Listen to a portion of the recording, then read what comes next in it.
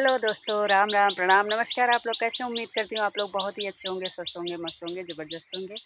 आज आप लोग के लिए एक झूमर गीत लेके आई हूँ, आप लोग सुनिएगा और प्यारा सा कमेंट ज़रूर करिएगा। तो चलिए सुनते हैं। पायल के बोलिया साहब कैसे पियवा जई हैं परदेसवा रहब कैसे। पायल के बोलिया साहब कैसे राजा जई हैं परदेसवा रहब कैसे। सैया जई हैं परदेसवा रहब कैसे। ससुर जी का बोलिया त हम सुन लेबै। ससुर जी का बोलिया तो हम सही लेबै। ससुइया का बोलिया साहब कैसे। ससुइया का बोलिया सुनब कैसे। पियवा जई हैं परदेसवा रहब कैसे। राजा जई हैं परदेसवा रहब कैसे। पायल के बोलिया साहब कैसे। पायल के बोलिया साहब कैसे। एहो पायल के बोलिया साहब कैसे। राजा जई हैं परदेसवा रहब कैसे। सैया जई हैं परदेसवा रहब कैसे। जेठ जी का बोलिया त हम सही लेबै। जेठ जी का बतिया त हम सुन लेबै। जेठनिया का बतिया साहब कैसे। ई जेठनिया का बोलिया सुनब कैसे।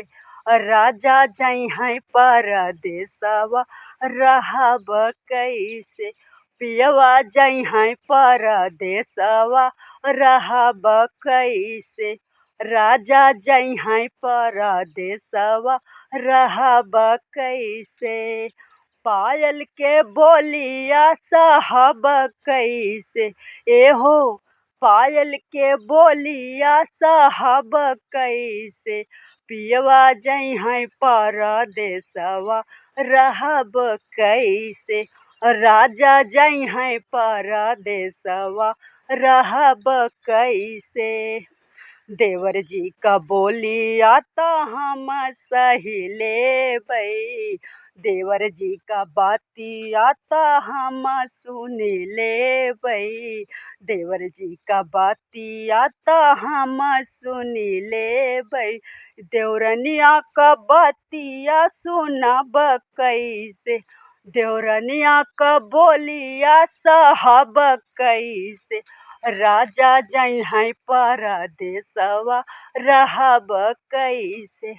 पियवा जई हैं परदेसवा रहब कैसे। राजा जई हैं परदेसवा रहब कैसे।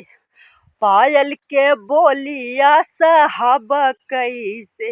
एहो पायल के बोलिया साहब कैसे।